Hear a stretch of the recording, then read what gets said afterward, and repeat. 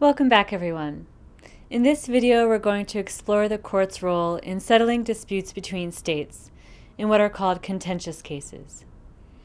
Disagreements between states are inevitable, and they arise regularly. They are a normal part of international relations. Neighboring states may, for example, disagree about the course of the land or maritime boundaries that separate them. States may also disagree about the use of force in international relations, the hunting of whales, or large-scale construction projects that could potentially harm the environment of neighboring states. The range of possible disagreements or disputes is endless. As you remember from Module 1, states are free to choose how they would like to settle their disputes in a peaceful manner. On occasion, states conclude that the best way to resolve a dispute is through the International Court of Justice. After negotiations have failed or reached a stalemate, states sometimes decide to entrust the resolution of their dispute to a third party, like the ICJ. But in order for the ICJ to be able to decide a dispute between two states, both disputing states have to consent to the court settling their dispute. In other words, both states must voluntarily submit their dispute to the court. States can't be forced into litigation at the ICJ against their will.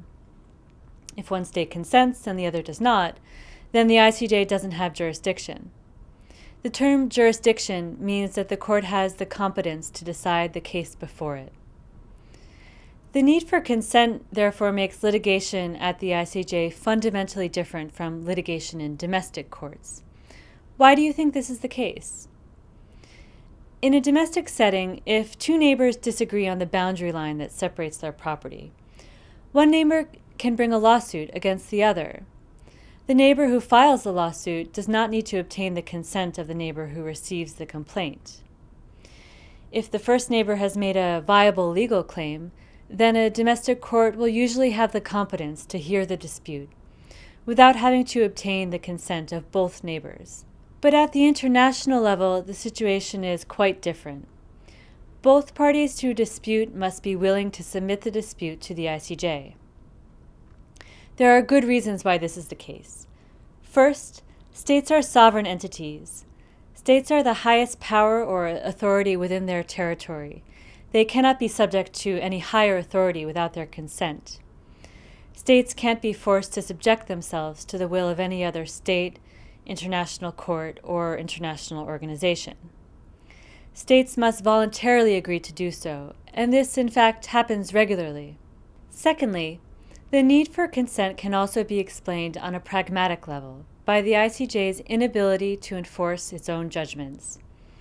The judgments of the ICJ are binding on the parties to a dispute.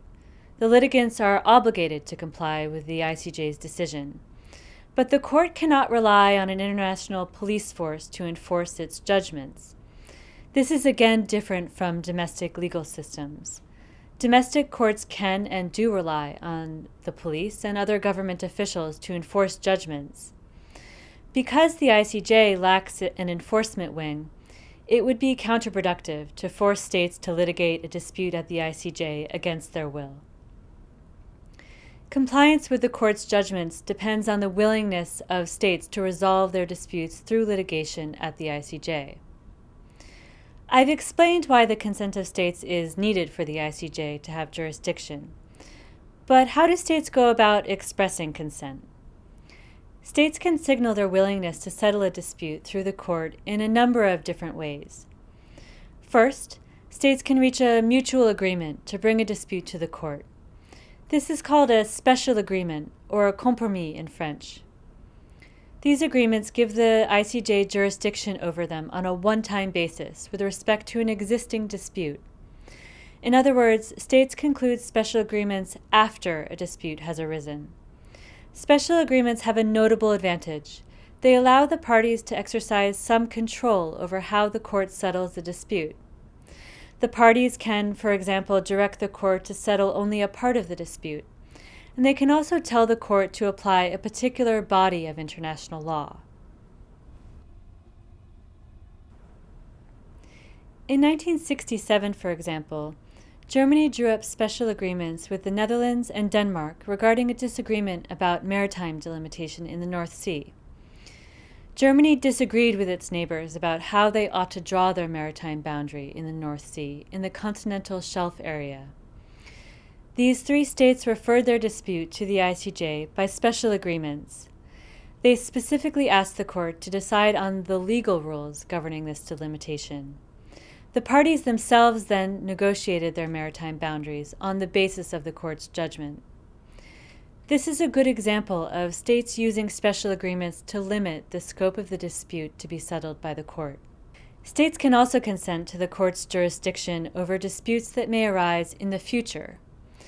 There are two ways that states can do this. First, states can conclude treaties that contain provisions that give the ICJ jurisdiction if a dispute arises about the treaty's application or interpretation.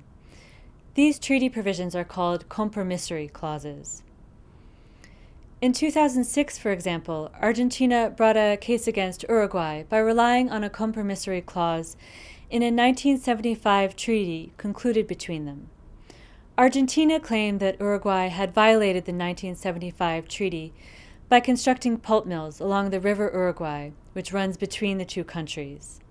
States can also consent by filing a declaration with the court to provide for its jurisdiction over future disputes. These are called optional clause declarations. Some declarations cover all potential disputes, but many declarations are careful to exclude certain types of disputes that states do not want to submit to the court. In order for the court to have jurisdiction, both parties to the dispute need to have filed such declarations. In 2010, for example, Australia brought a case against Japan on the basis of the optional clause declarations submitted by both states. In this case, Australia claimed that Japan's program for hunting whales for scientific research violated the International Convention for the Regulation of Whaling. The drafters of the ICJ statute anticipated that such declarations would form the main way that states would consent to the court's jurisdiction. But this has not been the case. Only about 70 states have filed optional clause declarations with the court.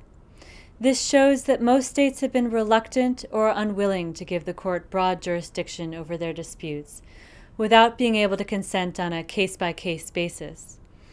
As a result, special agreements and compromissory clauses remain very important ways to bring disputes before the court. In video 4, we'll explore what happens after parties have consented to the court's jurisdiction.